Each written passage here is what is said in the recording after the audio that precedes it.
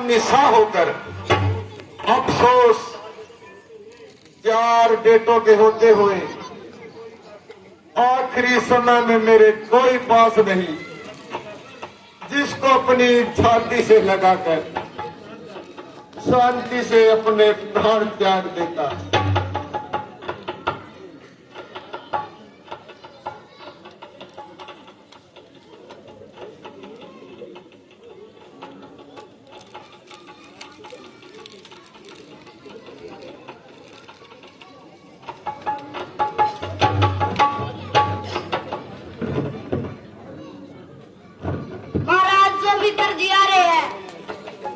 है सो मित्र, जल्दी जाओ, उनको मेरे पास बुला कर लाओ।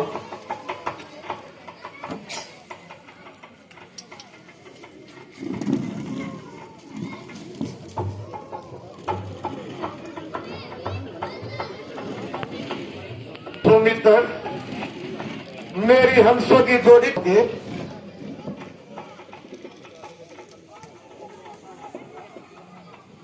हाय हाय, जो आता है जान का ही लागू, कुछ मुंह से तो बोलो।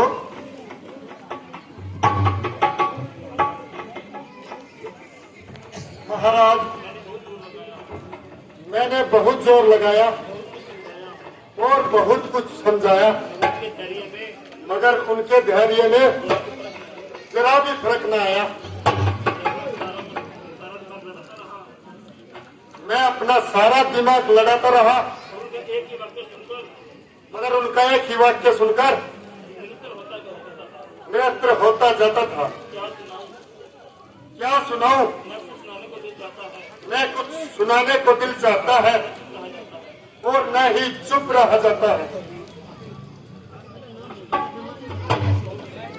अभी कुछ कहो भीगे भगवान। जिस समय आपकी आज्ञा अनुसार रथ लेके उनकी सेवा में पहुंचा, पहले तो उसे रथ में बैठने से इनकार कर दिया और मेरे सत्कार को भी नापसंद किया। शाम को राजा राजभू की राजधानी में आराम किया तथा वहीं पर विश्राम किया।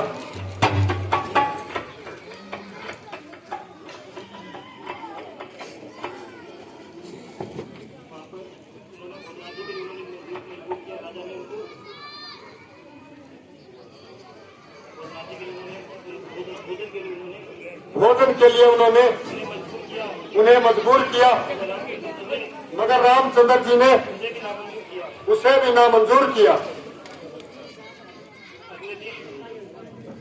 अगले दिन जब नित्य कर्म से निवृत्त हुए तो आपका हुक्म उनको सुनाया और अपनी ओर से कुछ मिर्च मसाला लगाया, मगर क्या मजाल, उन्होंने जरा कुछ विष खाई हो। बल्कि मुझे कहा, तुम तो बिल्कुल सौदाई हो, मुझे धर्म से गिराकर पाप के मार्ग चलाना चाहते हो और दुनिया में कलंक का पात्र बनाना चाहते हो।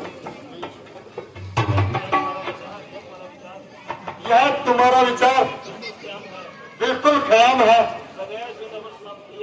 बगैर 14 वर्ष समाप्त किए अयोध्या में कदम रखना तो क्या, सकल देखना भी आराम है। ये तो मुझे पहले से ख्याल था, उनका वापिस आना बिल्कुल मुहाल था। हाय शौक, ये मेरी ही किस्मत फूट गई और रही सही उम्मीद भी टूट गई। अच्छा, और कुछ सुनाओ। आपको और माताओं को हाथ जोड़कर प्रणाम किया और यह पैगाम दिया है कि मेरी माता केकई को कोई तकलीफ न होने पाए। भरत को नंदलाल से बुलाकर राज तिलक दे दिया जाए। प्यारी सीता का भी कुछ हाल सुनाओ। वह मुंह मोड़कर अयोध्या की तरफ देख देख कर व्याकुल होती जाती थी और मुंह से तो कुछ न बोलती थी, बस रोती ही जाती थी। मेरे लक्ष्मण का भी कोई हाल बताओ। उनकी तबीयत पर महारानी की कार्रवाई का सख्त मलाल है। गुस्से के मारे आंखों का रंग लाल है।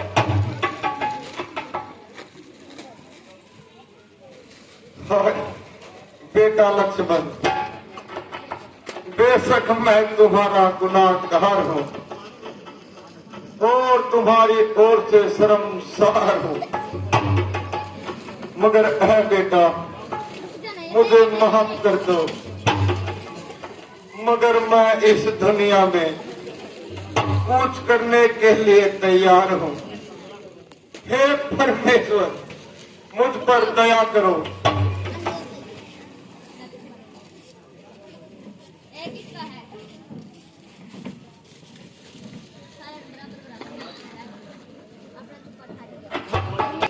अब रोने धोने से काम नहीं चलेगा। रामचंद्र का आना तो दुश्वार है, मगर इस खानदान को संभालना आपके अख्तियार है। जो होना सो हो गया। अगर आप अपनी तबीयत को संभालो तो सारे खानदान को नष्ट होने से बचा लेंगे, अन्यथा जो नतीजा होगा वह सामने नजर आ रहा है।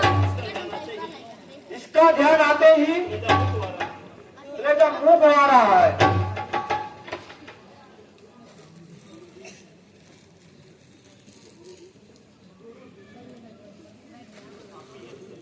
गुरु जी, आपकी यह तसल्ली मुझे कुछ भी फायदा नहीं पहुंचा सकती और ये गई हुई बात बिल्कुल वापस नहीं आ सकती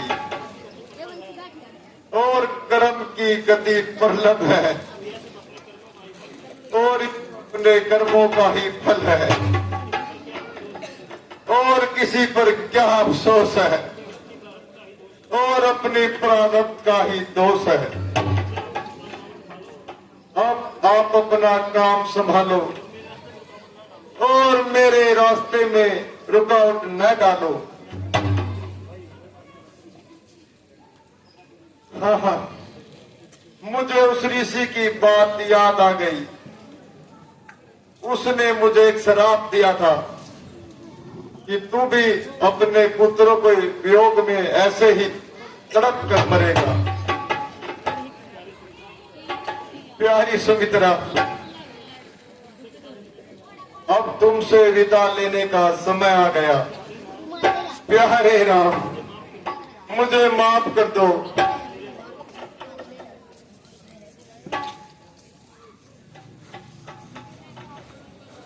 अपना कपड़ा